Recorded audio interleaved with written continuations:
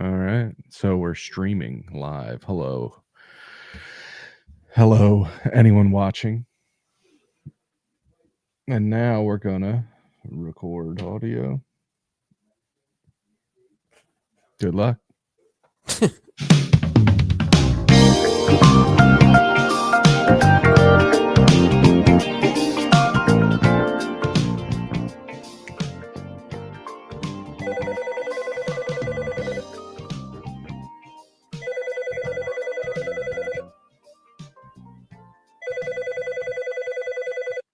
Tim, Mike, what's what's up? up, man? I feel like it's been a long time since we've talked. It has. Yeah. Actually, I'm glad you texted. I looked at our feed, or Doom Thugs feed, I think it was a couple weeks ago, and I was like, all right, we're about due for an episode, and then I totally forgot. Yeah. It's all good. I had 2 days off in a row, so I had like all the time in the world to think of things that needed to be done and get them done. You know what I mean? It's Catch up like on life. how much work you get done when you don't have to do your job. It's crazy. Let's get that 4-day work week implemented ASAP. What are we doing here, folks? Like, all money's fake, you know what I mean? We're all just faking it. Give us 3 days off. 4 days work is plenty. My name's Mike. I'm calling my friend Tim. We're gonna have a nice catch up session here. How's your bracket, first and foremost? I actually didn't even fill one out this year. Oh, Last year, I headed out to Appetites to hang out all day and night to watch the games. I did the same this year.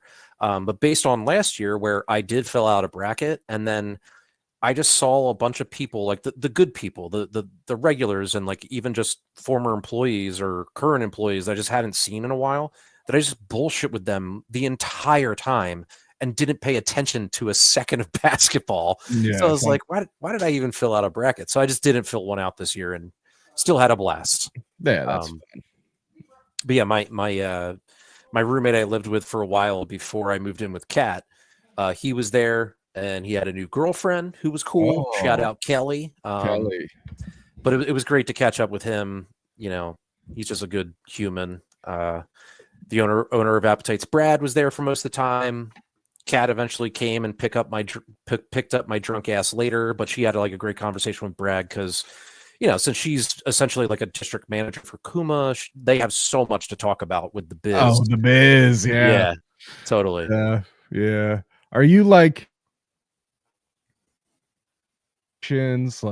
bring up nostalgia for you? Does it bring up PTSD style feelings of like, thank God I'm out of the biz? Or is it just like, hey, that's something I did. Now I don't care about it at all. I guess mostly the like I always said, I was about to say mostly the latter. And I've always said that I miss my coworkers. You Yeah. know, like especially in that business, they're typically 20 something, so they keep you young. Yeah, for sure. And a decent amount of the regulars, like I do miss some of those people. I mean, Mhm, you had your turds in the punch bowl for sure. mhm, Um, but it doesn't bring PTSD, like especially in that setting where I have someone to talk to at all times. Like I'm just mhm. so wrapped up in just having conversations, and we're not talking about the restaurant. We're talking about Marvel movies. We're talking about John Tortorella and like Yeah, just like, you know, yeah, dumb shit that doesn't matter. So of I'm not course. paying attention to the restaurant aspect of things. That's Um, good.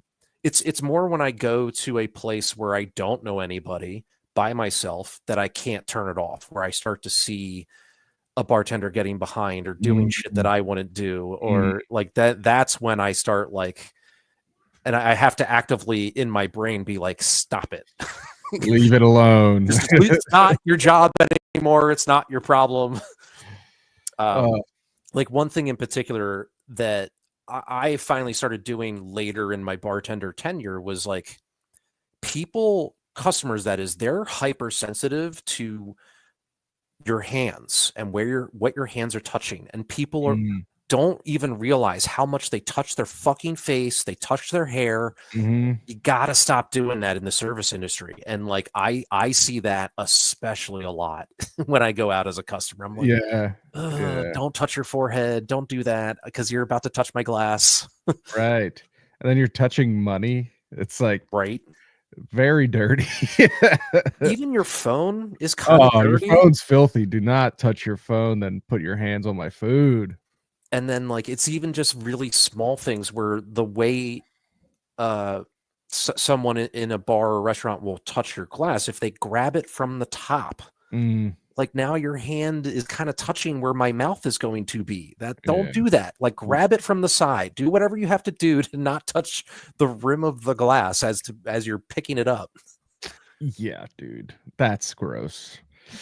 Just try to, not be gross. Think about someone else doing that. Yeah. But back to your initial question, I guess I go into that kind of situation, go into appetites, and just talking to these people, I'm more like appreciative of like, this was part of my life for so long. It's part of me. It will never leave me. But I'm happy where I am, and I'm happy in my new era of life, and I don't look down upon it or anything. Like it's just a different time period in Tim Parker's time on this earth. Yes, understood. Is the tournament still going on? Who won? So it's in the final four now, and it's all it's the number fucking ones. April. It's supposed to be March. I know. We get your shit together. Stop stretching everything out to make more money. But yeah, it's all the number ones made it. Kind of boring. And that's the first time it's happened, I think, since like I want to say 2008. And it might only be the second or third time it's ever happened at all. So who are they? Let me guess, because I am totally out of it. I want to say Duke. Classic 1 seed. Shit. Fucking Kansas? No. Who are traditional 1 seeds? I don't know. Fucking Kentucky? No. Man. I'm trying to look it up right now. I know Houston was another one. Oh, Houston. Wouldn't have guessed that.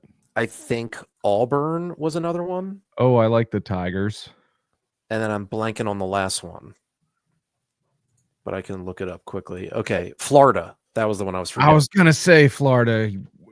Jack Joaquin Noah or whatever his name was. Yeah. Yeah. I remember him from college. With the crazy hair. Yeah. That's a good pull. Shot. He had a fucking long NBA career somehow. God bless him. But that's good for all those boys. I hope. So when does that end? This weekend?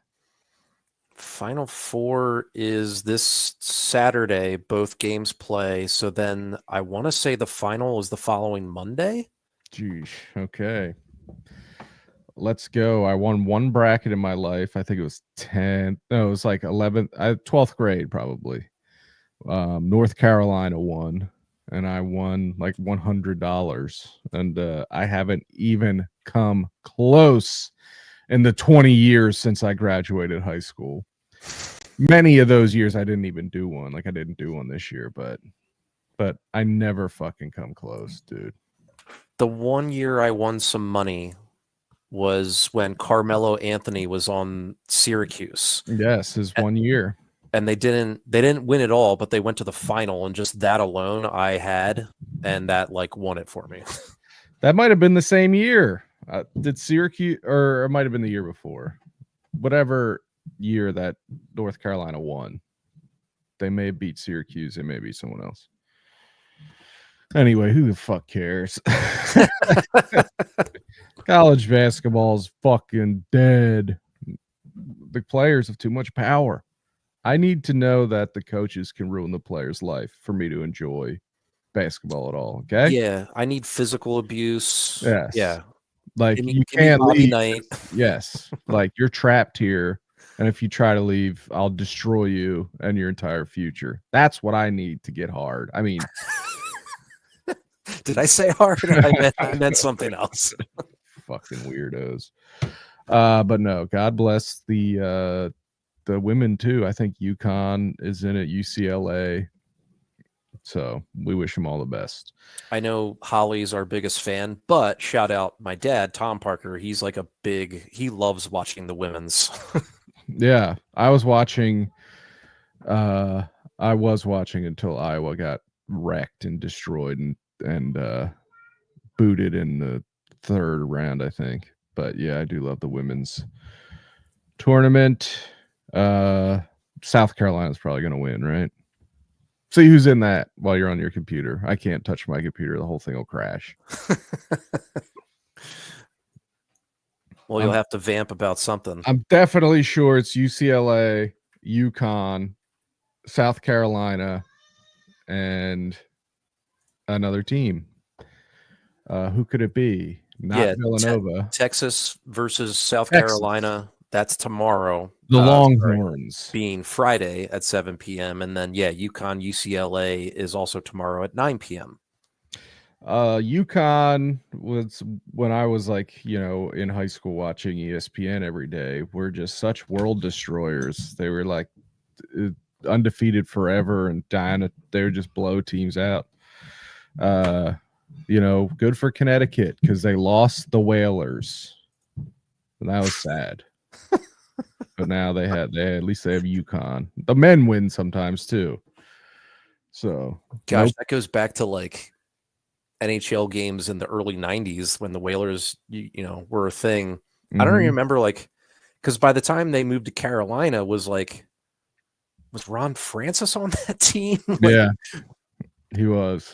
I believe he made the move. I think they might have been playing in a mall at the end of their run in Hartford. And I think their current pro team, the Sun, the Connecticut Sun, I think play in the Mohegan Sun Casino. Mm-hmm. So maybe just Connecticut's just can't support pro teams. It's too small.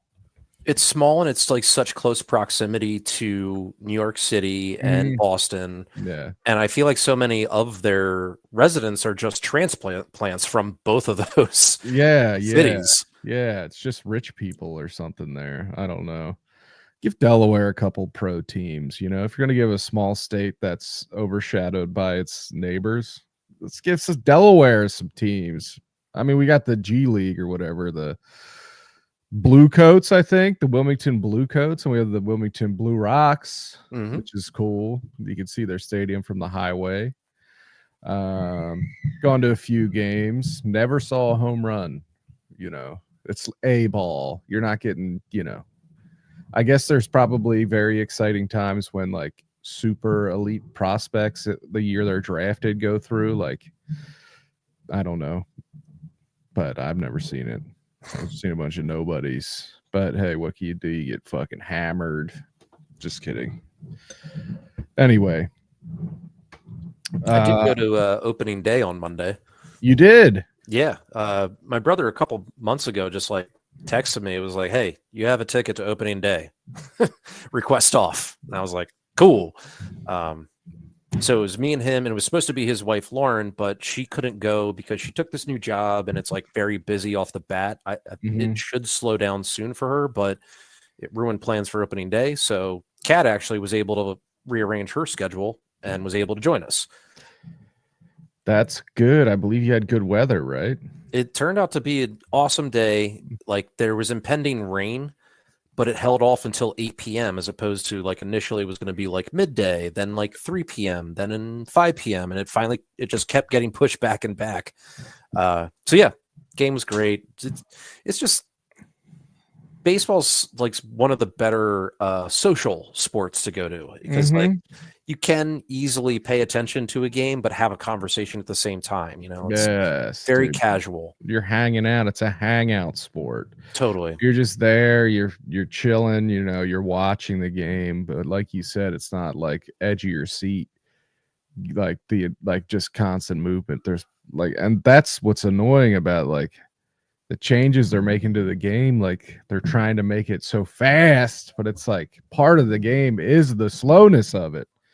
And I understand it's hard, we're worried about all these children that we're having that we're destroying their attention spans before they're 10. aren't going to be able to watch baseball, but it's like, let's force them to get the government to force children to like baseball. And that's the only way to do it.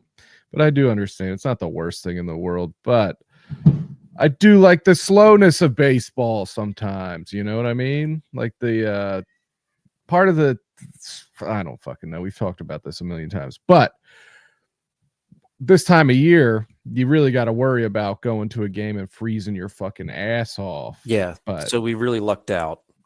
it was a 3 p.m.'s game, and it was a very warm day, right? Yeah. Sun shining.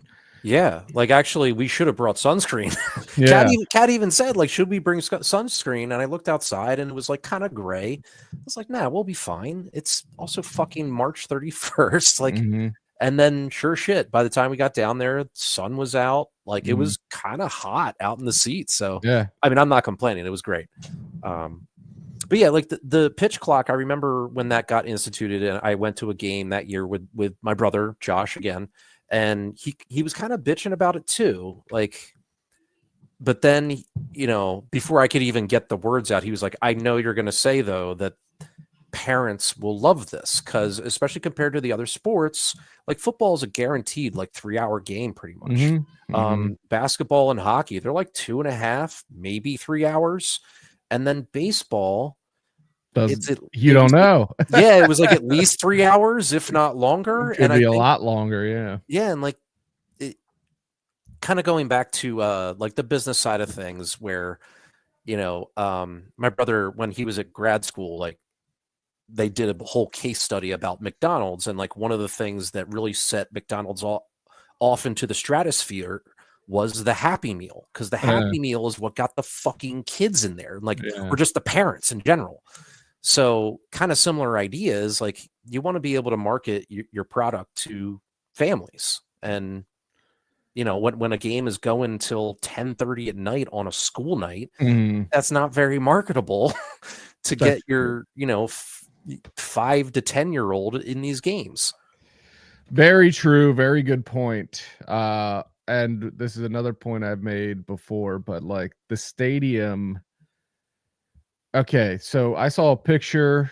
I don't know if it was from opening day, but it's from the Philly Stadium. There's some fucking moron there with a Philly City Connect jersey on. First of all, ugly as fuck. But it was said, the name on it was I Eat Ass, and the number was 69. Of course. It's like, you gotta go into the stadium with it's for kids. The place is for kids. I know you're gonna drink and shit, but keep it under wraps. Don't be fucking wearing shit. I wish someone would have pushed him over the edge and he would have died. Like, that shit is so fucking annoying, and people get so absolutely blackout hammered before games even start. They get carried into the stadium. It's like, this isn't a fucking rock concert. You know what I mean? It's like, Jesus fucking Christ, you can't be puking on kids. from I don't know, it's totally anecdotal, but my whole experience felt very tame, very just people were happy, jovial, no like blackout stupidity going on, at least from what I witnessed. Good. And I feel like it's mostly that. It's mostly good. But there's just a few fucking losers that don't get it. Man, it's been a while since I drove in and out of there, especially now that I've lived in Philly for a couple years now. I mean, that was a nightmare too, though. Like when I lived out in Westchester, like it just takes for fucking ever to park and then get out of there. Like it just is a disaster. Yes, it sucks shit. But it's like, you gotta, if you want to stay to the end of the game, you got to know that you're also going to stay an additional hour plus before you even get to a road. Like, to the highway to really get moving. And last time I didn't drive, but I hitched a ride with my brother-in-law who only lives a few blocks away. He happened to be going to the same Flyers game I was going to, the game that Cutter Gauthier came back to town. Oh, that's fun. That was fun. We didn't sit together. Like I said, we just happened to be going to the same game. So I asked him, like, can I hitch a ride with you? And he said, sure. Yeah. But then as we got there, I think parking was like $40. Insane. I thought it was like, I think the last time I paid for parking, it was like 20. Yeah. How is it $40 to park? Like, that's just fucking disgusting. $40. Oh, fuck you, man. yeah. That's like total. Who sets those prices? You know what I mean? Is that the Phillies doing that, or the parking lots like owned and operated by a separate company? Right. I don't know. Whoever's doing it is gouging people, and they should be hurt. It very much feels like landlords. Yes. Charge rent. It's like, what do you really do for work? Yeah. Exactly. Yeah, like, you just raise the price. That's it. Oh, we made it 40 and people are still going. Next year, let's make it 50. Could you imagine going down there and paying $50 fucking dollars, half of $100 bill to park your car in a fucking packed ass lot that's going to take you forever to get out of? Fuck off. That's so bad. Pisses me off. Yeah. And it's like, dude,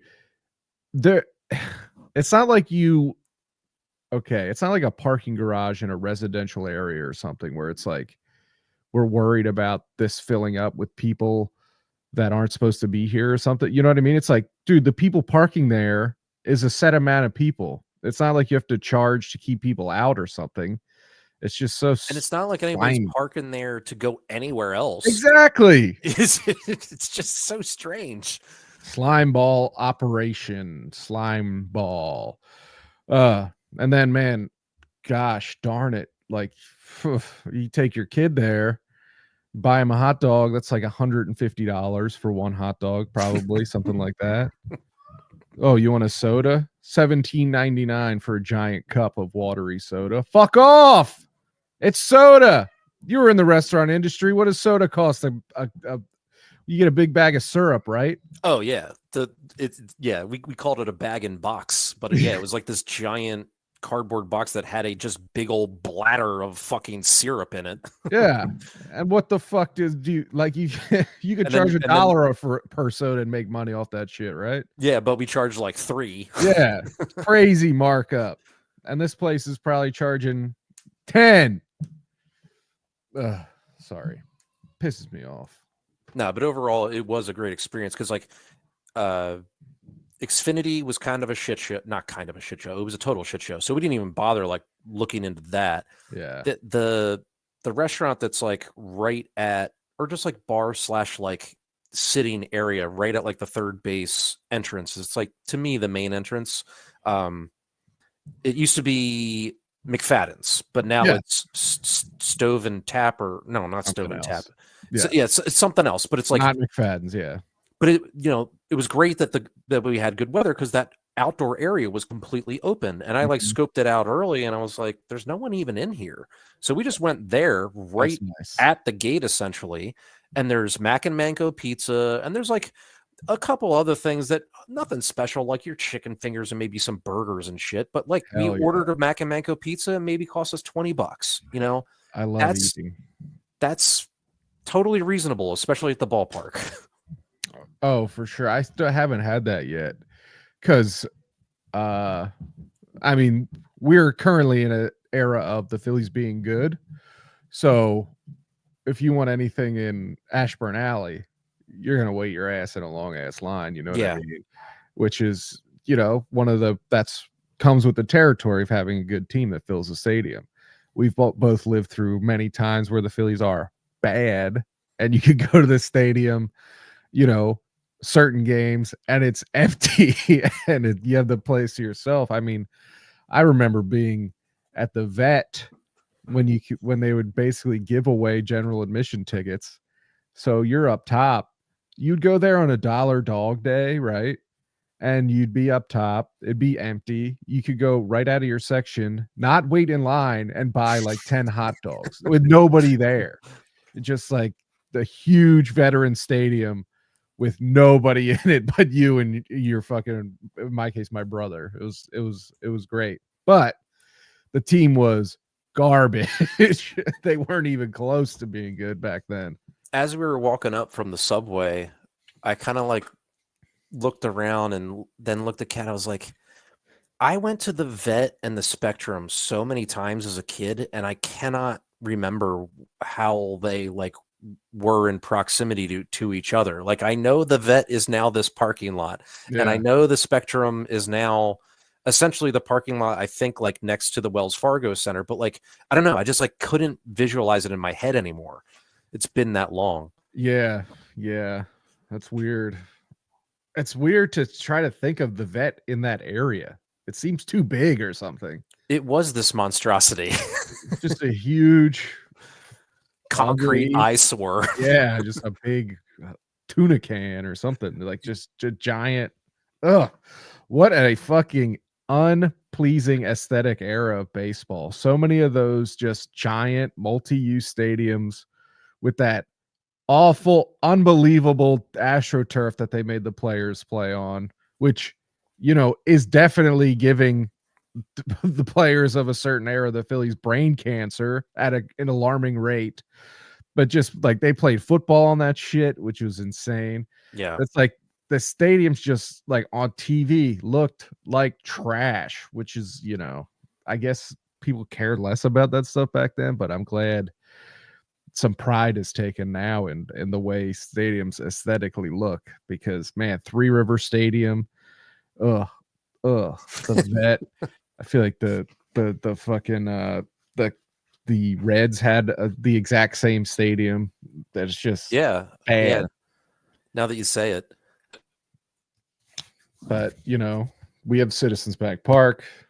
Three Rivers turned into PNC Park, which is just the best to look at on TV. It sucks that the Pirates will never be good and they have bad ownership.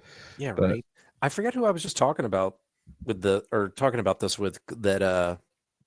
I haven't traveled that much, but PNC Park is one of the few opposing or just like other teams' parks I've been to. Yeah. It's seriously impressive. I hear it's amazing. It really is. Yeah. Not to like one up it to Citizens Bank, but it's nicer. It really is. Really? Yeah. Yeah. It looks great with those bridges and stuff. Yep.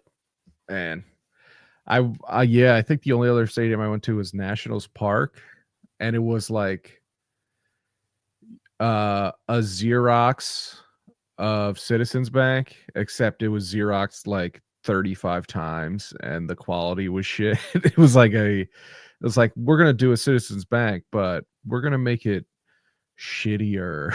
Yeah. And the only things I remember from it really are like there was a religious weirdo with huge signs and a what is it called, like a megaphone out front of the stadium. Great. Is, you know, that's the vibe you want to set. The end is nigh. Oh, yeah, totally. And then AJ Burnett got kicked out like in the first inning. So the game took forever and the Phillies just got absolutely walloped. I mostly remember him as a Yankee. I forget he was a Philly at one point. Yeah. Didn't he have like tattoos like up on his wrist and stuff? Yeah. He was pretty much, you know, he was here at the very end of his career. Yeah. Yeah, I mean, speaking of bad Phillies teams, like pretty much 2012 through 2021 was like not great. Real downtime. Yeah. That's tough. They last, and it was like my entire life until, you know, I mean, we had 93. I was a little kid, but then it was like the entire 90s was terrible. Yeah, 93 seemed to prove to be an anomaly more than anything. You know, I think maybe they would have been good in 94, but that was the strike year. Right. And then, you know, when I start remembering, you know, I start getting into baseball, we're talking 95, 96, 97, 98.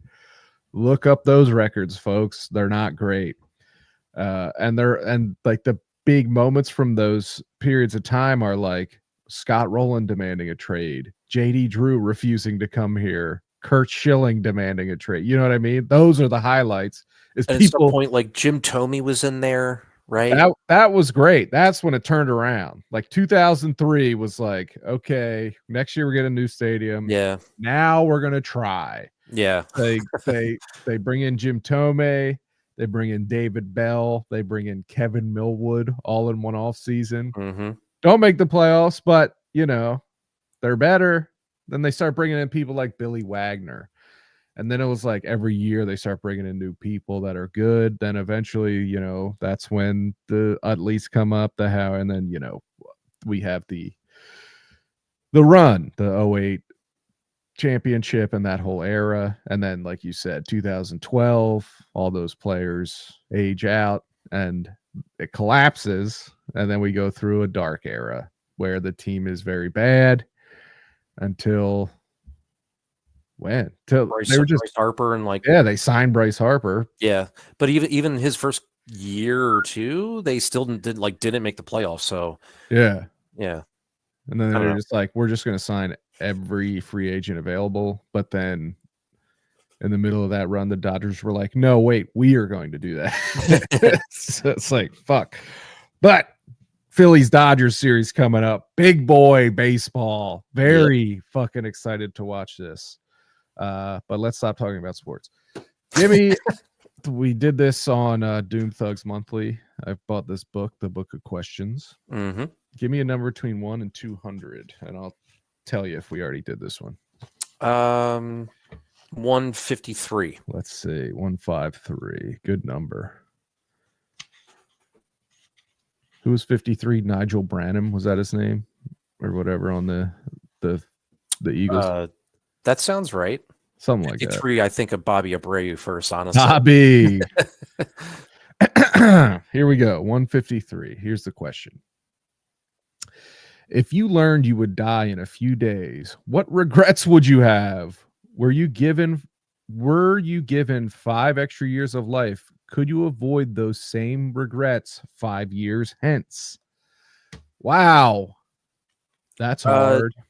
To the second question, no. Like, my regrets are in my past of just like dumb shit I did as an asshole 20-something or something like that. So like those are my regrets, and right. Like, no, I can't take them back. And yeah. For sure. Same. My regrets are all based on moments of cowardice I've had in the past. Most of my big regrets are based solely around times I was a coward. But they're not things that are like, okay, I got 5 years to fix this. No, those moments have gone, and they're gone. Are gone. It's not like, oh, I wish I went into this career, or I wish I, bought a car. So, you know what I mean? It's not something like, oh, I have 5 years to set a goal and achieve it. No, those years, many years are gone. And those are just regrets that are just going to live on with me. So what are those regrets? I'm not going to get into it completely, but they're all based around either me being selfish, cowardly, unkind, or not giving people grace. And some of those I can make up for sort of by being a better person now, but as much you know what I mean? It's like you make mistakes, right? And as much good as you do, those mistakes are still going to come into your head sometimes at night when you're trying to go to sleep. That's just part of life. I guess the question is the thing that comes to mind for me is like, when I was 21 through 23, I was living with this friend of mine that I had from high school. Mm-hmm. And then pretty much because of that, we did stop talking. Oh, really? Yeah. So like maybe that's the regret that, well, if you gave me 5 more years, I could be able to rekindle that relationship and like build that back up. And also I regret it because it was my fault. I was a shitty roommate and I just was a shitty person. Mm-hmm. Maybe that's the answer it's begging. But that's like one specific example. And also it's not like ruining my life without it. Right. It's like you could do that, but do you want to? If you had 5 years left to live, would your number one thing be I have to rekindle this relationship? No. Right. Like Right. another regret that took me a while to just kind of like accept. And then this doesn't mean like I accepted it recently. It's just like eventually by like maybe my later 20s, I finally accepted the fact that like I'm never going back to college. I'm not Yeah. getting a degree. Like Yeah. that part of my life is just past. Like that ship has sailed and move on. Mhm. And again, like I also think like I've come to grips with it because like this is the path that is unfolded because of these decisions that I've made. Were they Yes. poor decisions? Probably. Yes. But Yeah. here I am today. And like the best example I can give is that if I would have never dropped out of college, I would have Mhm. never met Kat. Right. Ever. I would have Right. never met her. Mhm. So who knows what the hell? Like, you know, we're talking about past lives, we're talking about like alternate timelines, like, Mhm. but this is the Mhm. one I've forged for myself, and you need to just accept those things. Yes, that's a very good you put that very well, because similar, like, if I again wasn't a coward in my youth and actually like, put the pedal to the metal and was like, I'm gonna like, and just so lazy, like I was like couldn't be bothered to like think about my future. I'd be like, oh yeah, I'll go to college because that's what I'm supposed to do. But had I like, had a more developed brain and like fully took advantage and, went on college, all the trips and shit that college offers and went to 4-year college and got a degree, guess what? I'd probably still be paying it off Yeah. if I ever, you know what I mean? And it's like where I am now with my wife and my kid on the way, by the way, we broke the news on last week's episode, or on the main Flagship. DT monthly, and you already knew, Tim. I told you Yeah. last time we talked, but any MCT only heads, of which there are, yeah, my wife is pregnant. We're expecting our second child, and it's like, dude, I love my life now. You know what I mean? It's like all the mistakes. Rascal Flatts said it best. God bless the broken road. But no, yeah, you can't dwell on that shit because I am where I am and I'm happy where I am and I don't have $80,000 student debt or anything like that. But could I have a better career? Yes. Am I happy doing what I'm doing for a living? Absolutely not. Yeah. You know what I mean?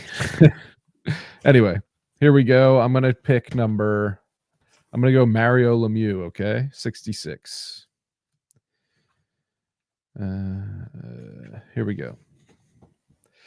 Do you feel that advice from older people carries a special weight because of their greater experience? I will say yes, unless they are a person who I dislike. Like when you're dealing with older people, some of them are dumb and some of them are racist. And it's like the ones that are like openly racist, the shit, like okay, so I was a bartender for a period of time in Marcus Hook, right? And if you don't know what Marcus Hook is, look it up. But all my clientele were all older people, and a lot of them were openly racist. So it's like, if I hear you say some dumbass, idiotic, racist shit, and then you try to give me life advice, I'm not listening. Yeah. I think you're dumb.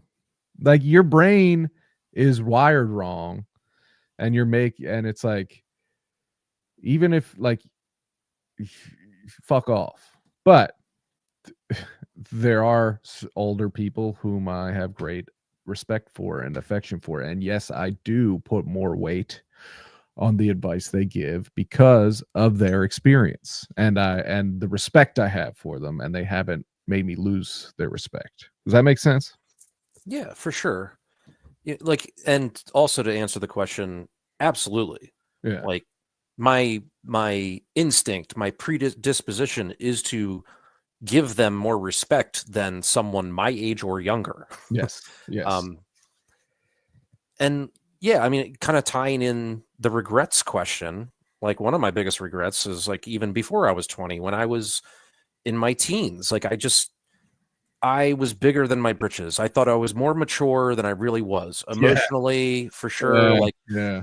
I thought I had the world fucking figured out at age 16 Mhm. and 17. And I remember, like, I'm not going to get into details, but basically I was like telling my parents something that was really fucking dumb. Yeah. And my dad finally just had it and was like, you don't know shit about us. You don't know anything about us Yeah.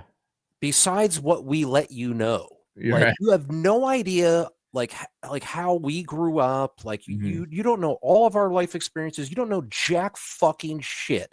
And like in the moment, of course, I was like a angry little angst teenager, Yeah. but like I appreciated that moment so much. Like that has defined so much of how I approach relationships, Yes.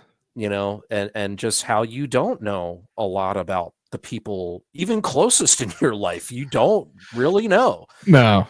And I hear you, like when old people give you red flags to let them know that they're not good people, I Yeah. still kind of give them the benefit of the doubt, you know? So yeah, that's my long-winded answer. That's a good answer, dude. I like it. It's yeah.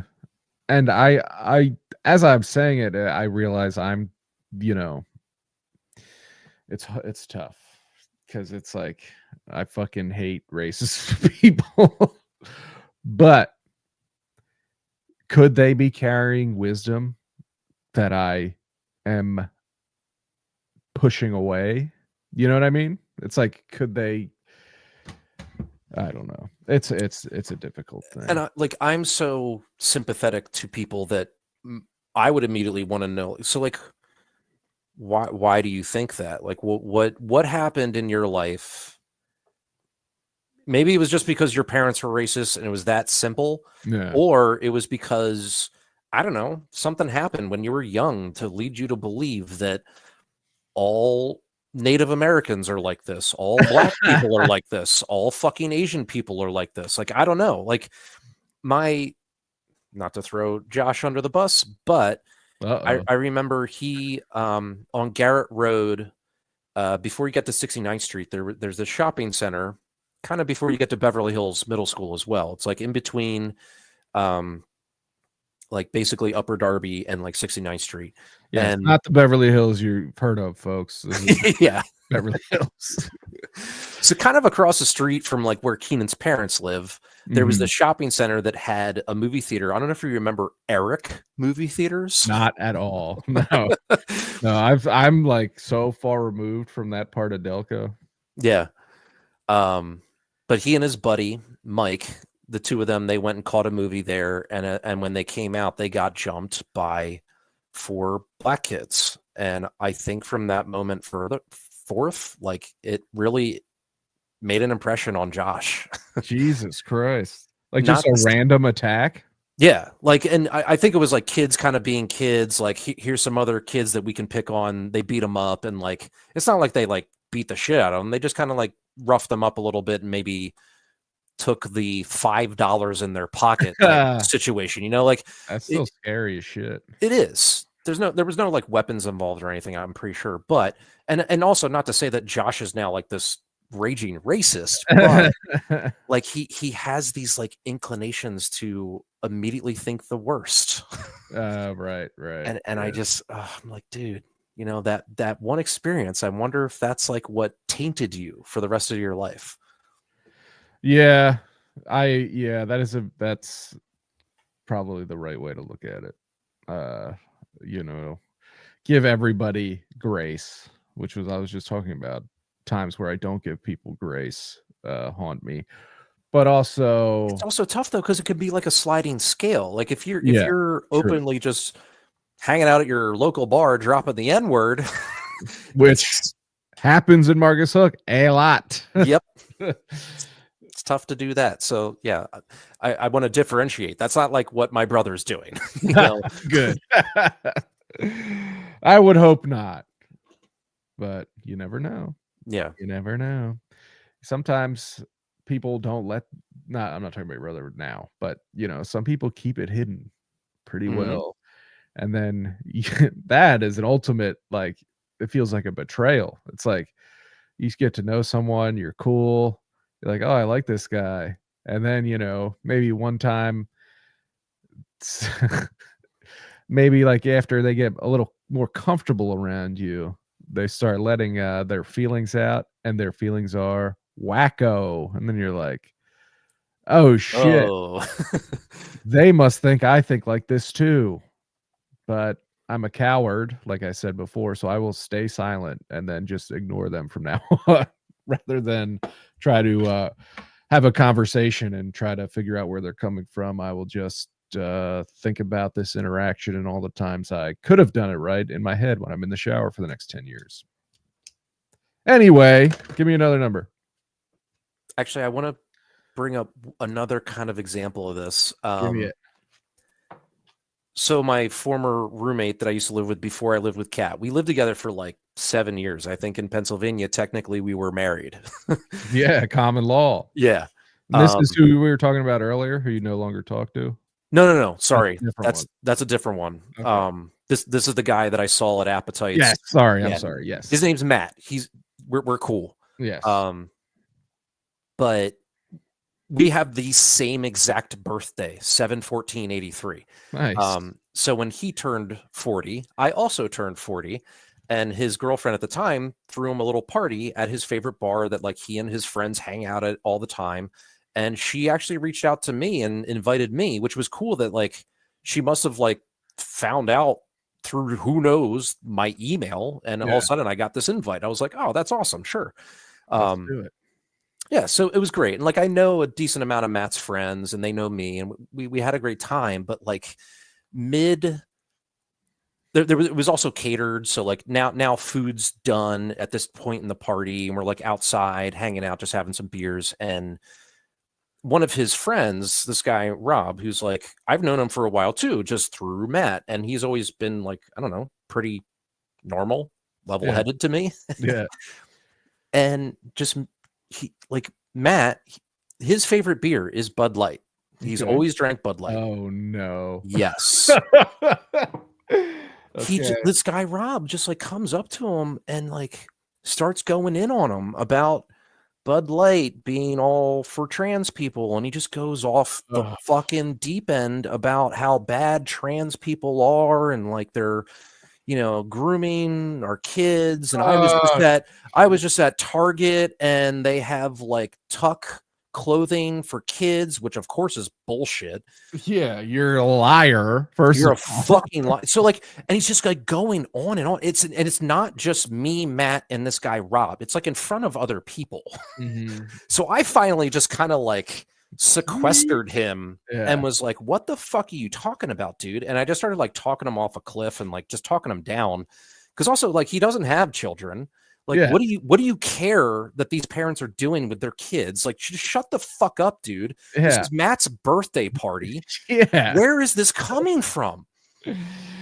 So again, like that's the severity of this person deserves no grace right now. I need to just like put this fire out. Yeah. That's that sucks. It was very strange. Man, it's like these people are just, I mean, and the sad part is it's like like to a certain extent he was just basically taken advantage of. Like people like that who are just like spouting off all the talking points that are fed to them. They're just being used by evil people who really could give a fuck about trans people, but they just know that this is the issue that they can use to rile people up and get them to radicalize. Yes. And it's like it's like you feel bad because you're, like I said, he's like, being manipulated, but then it's also you feel angry, like you're an adult person. How can you be tricked openly to your face into thinking like this? You're just a fucking lapdog for evil people, and you're just parroting the same bullshit that they say and getting all pissed off about it instead of being present as a human being in this bar, with your friends. You're banging the drum for these fucking psychos that just want you to pay their taxes. Like, that's the whole fucking thing. And I don't even know like why I kind of went into like flight or fight or whatever the term is, where I was like, somebody needs to do something, Yeah. and I just volunteered myself. And when I did, his like first response was like, "Oh, I guess you get your news from CNN." Oh yeah. And I was like, again, like just totally taken back. Like, what the fuck? No, I don't. Yeah. But like, and again, like I'm also not like Captain Trans over here. Like I'm not the biggest trans advocate in the world, but I just know that what's happening right now needs to stop. Yeah. This is not the place. just Rob, like talk about something else, man. Like what the fuck? Why are you so riled up? And you're a closer friend to Matt than me. And even I know that he's drank Bud Light as long as I've known him. You know this about him. Like, why is this triggering you now? Like, shut the fuck up. My God. Sorry. I just needed to rant about that. No, you're right. That's totally a situation I've been in, and I'm glad you did something about it rather than just stay silent. It's happened also to me as a bartender too. Like, sorry, go ahead. No, go ahead. There was one time at Appetites where there was these two girls at the like top of the bar, minding their business, had a couple like appetizers, couple drinks, whatever. This dude sits down next to them, and I kind of recognize him. I think he worked at like either the Movie Tavern or one of the restaurants in the area. But and then like he's talking with them, and it's obvious just from the vibes and the little bit I'm catching that they do know each other. Okay. But then like somehow he like got talking about Donald Trump and like how great he is. And the girls clearly were not interested and not wanting to have this conversation. And we're trying to tell him that no, they don't like Donald Trump. And it just got weird. And it not heated, but it was so obvious they wanted nothing to do with this. I finally just said something. I just finally was like, look, buddy, you need to stop while you're not ahead. Yes. And just stop this conversation. The girls like laughed, and they also were super appreciative because they did not want anything to do with this. Sorry. No, that's a good bartender move. That's solid bartender. It's like, and like I never intervene with conversations, but it was getting really, really awkward. Yeah. And it's like, you're not some white knight, but also those girls needed someone to give them a little assist, because I don't know. Because what they were saying to him wasn't landing. Yes, they tried to make it clear to you, but you're adult. You have rocks inside your head. And here's something I'll never understand my entire life, and they'll be studying this period of time probably for centuries, right? I mean, Brian just said it in our group chat how he really doesn't want to teach this period of time in his history class. Yeah, fucking hell. But it's like, I totally understand and respect and appreciate the disillusion with politicians and the ruling elite, and wanting, I want Washington shaken up. We need someone that represents working people and all this shit and all the anger and all the like, fuck the system, I'm not represented by these politicians. Yes, I totally understand all that 100%. What I don't understand is how it made the turn to, who is with us? This fucking idiot Donald Trump. It's like I was with you for so long, but you picked this guy. I guess like Yeah, you think he represents everything you Right. just described? Right. It's like What? he is everything you hate. Right. He's a fucking born rich kid his whole life that's never worked a real job. He represents you? Like, give me I like it's like, dude, you are so on the right track. Like we were almost there. But the person we picked to shake things up was an actual fucking TV show moron. Yeah. I'll never understand it. It drives me up a fucking wall, but what am I going to do? He's a great president and he's a genius in terms of economics. Maybe there's, I mean, especially with young men, like maybe Who are there's stupid, who yeah. are by and large dumb as fuck. I was a young man. I was stupid. Yeah. But maybe there's a through line to the hustle mentality and the grind and Ugh. to that, like everybody has a shot to become a millionaire and a billionaire, and it's like, no, you fucking don't. No, because you're like, these people have their boot on your neck, Yes. and he's one of them. But I mean, I guess that I'm sorry, I'm just trying to think that they view him as like Yeah. the example of that. Yeah. Yeah, anybody in America can become like that. I don't know. Yeah. He grinded. He did his, Yeah. he made himself from nothing, Oh, his parents were extremely rich, but other than that, he's Yeah. just like me. He worked his way up the corporate ladder. He wasn't gifted a CEO. Fuck off. I just don't get it. It's just, nasty. We live in a crazy time, but who knows what's going to happen. The ice caps will continue to melt, and that'll might usher in a second ice age. So we all thought we were going to die from heat. It might be cold. So who knows, folks? But I mean, we've all seen Day After Tomorrow, the movie. We know how it goes. yeah, what happens? Who's in that? Jared Leto? No, The other Jake guy. Gyllenhaal Jake Gyllenhaal. and one of the Quades. I think it's Dennis. I don't think it's Randy. Yeah, Randy's off the reservation. So, oh, Randy Quaid. We loved you in ID4, okay?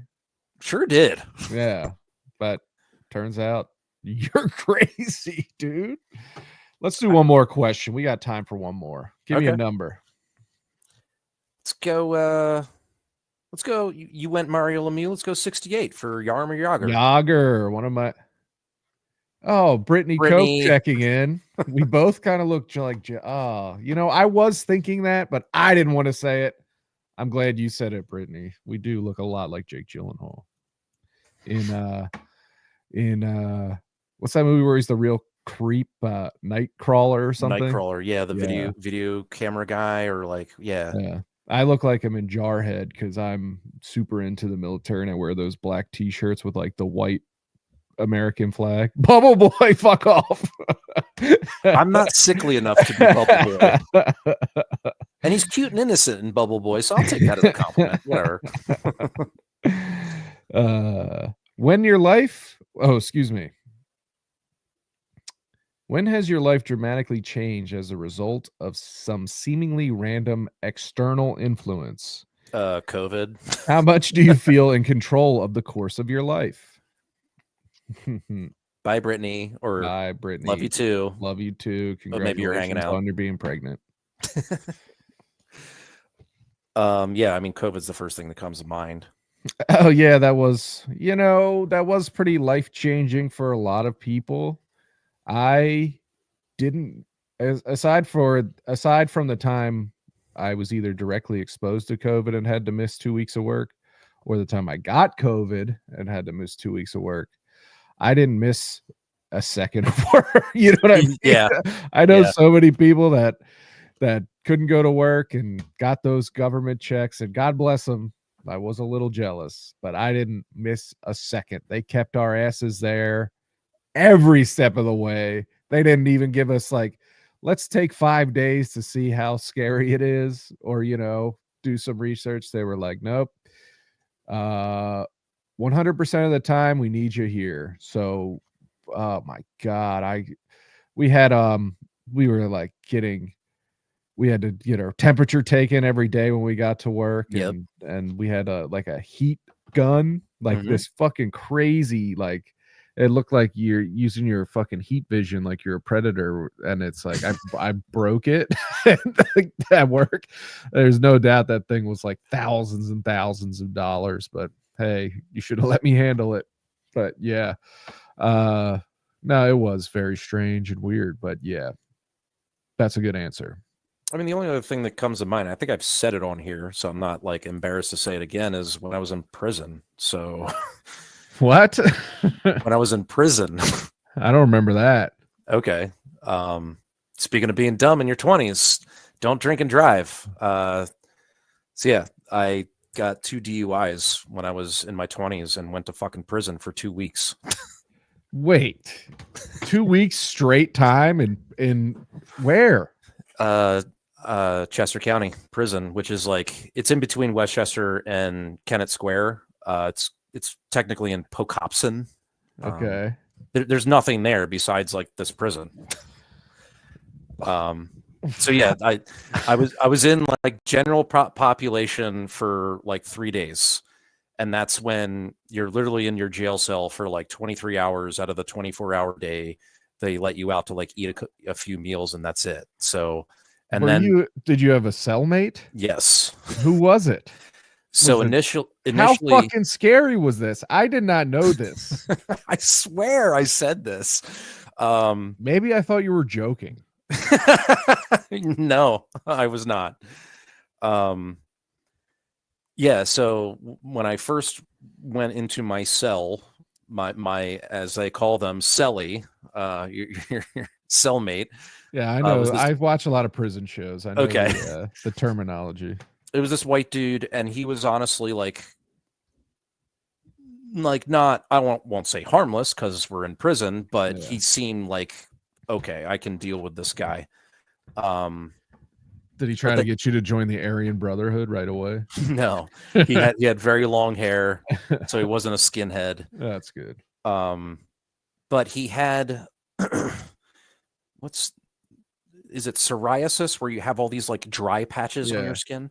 So he had that. He was on the top bunk, and then after like 2 days, he got moved elsewhere. I don't know where he went. And then I got a new cellie, and this dude was like a kind of older black guy, and he had some bum knee or something. So they forced me to get up on the top bunk, and like all of his skin. Stop. Oh no. Yes. And like the mattress in prison is like, it's not even a mattress. It's like this thin piece of like plastic kind of thing. And they do give you a sheet, but you know, it's like not covering that much. So that was that. So I did that for that day. So that was like the 3 days I was in actual like general population. But Gen Pop.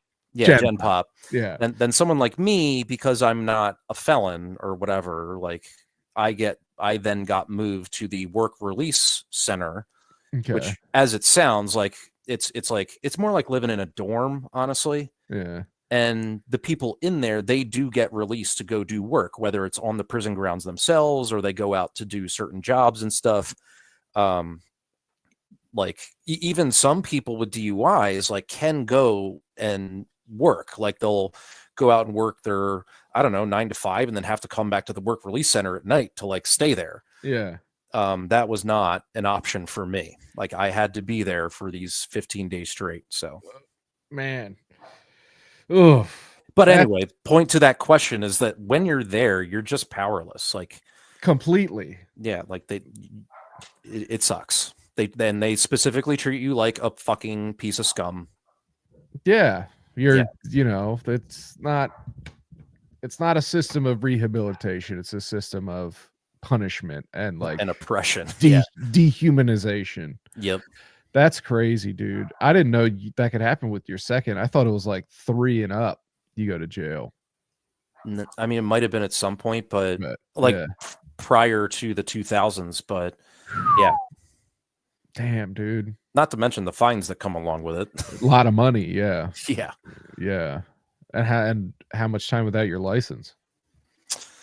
So you can't like your license is suspended for like a year, I think, or at Yeah. least this was my punishment.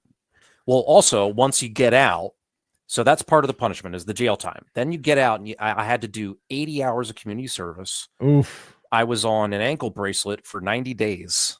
Jesus. During the ankle bracelet is when you're supposed to complete your 80 hours community service. If you do the hours, then they take off the ankle bracelet.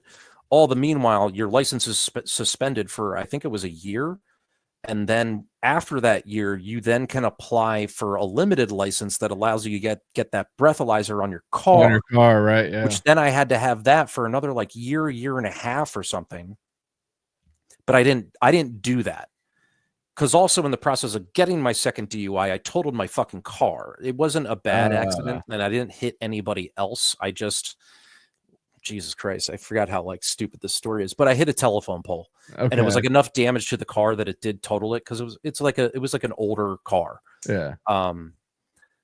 But so anyway, so I don't have my license. I don't have a car. So even to get the breathalyzer, I would have had to purchase a car in the first place. Right. So I said, fuck it. And I just forgoed the breathalyzer altogether and just waited it out. And then finally like reapplied for my regular license.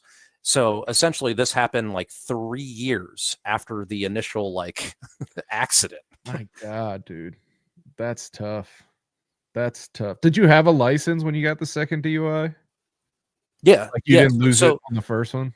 Yeah. So like the first one I completed. So that essentially a first DUI, you get what's called ARD, which it's essentially a slap on the wrist. Mm-hmm. You do some community service, you pay a small fine, and you take a class about like why drinking and driving is bad. Yeah. Do they show you a bunch of pictures of people that die in car accidents and stuff? They sure did. Yeah. Yeah. And they're gross. Yes, I'm sure. So yeah, the first one's the first punishment's supposed to like just scare the, wrath of God into you so that you wouldn't be dumb enough to get a second one. Well, I'm dumb enough to do that. So and you're not the only person I know who's gotten multiple ones. So yeah.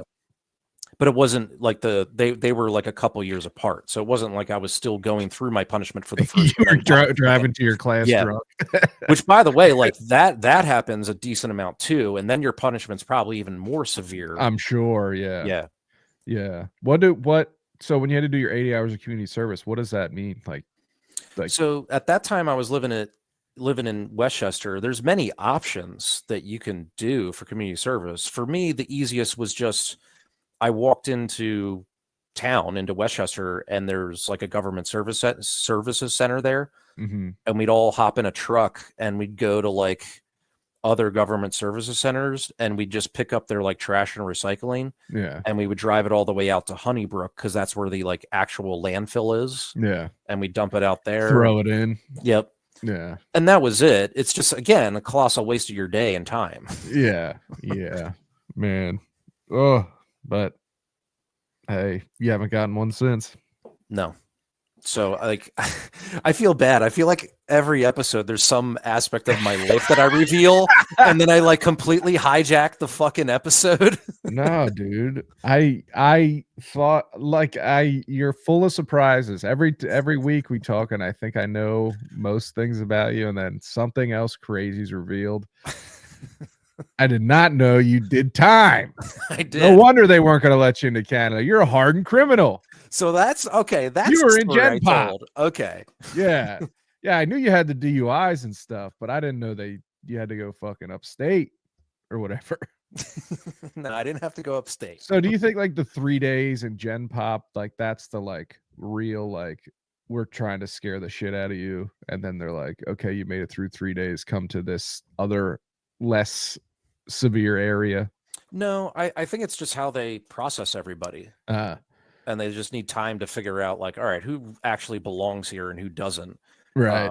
And like even that first dude with the skin situation, like I think he had been there kind of recently because I think it was honestly creepy, whatever he was in there for. I think he was like creeping on someone young. And I think he got Yeah. I think he got moved to like a more like permanent wing, I think is what was going on. Yeah. So yeah, like where I was in the general population, whatever block it was called, like F block or whatever it's F called. block. Yeah. Gen Pop. I feel like that's like the initial onboarding block. Yeah. You know? Yeah. Okay. That makes sense.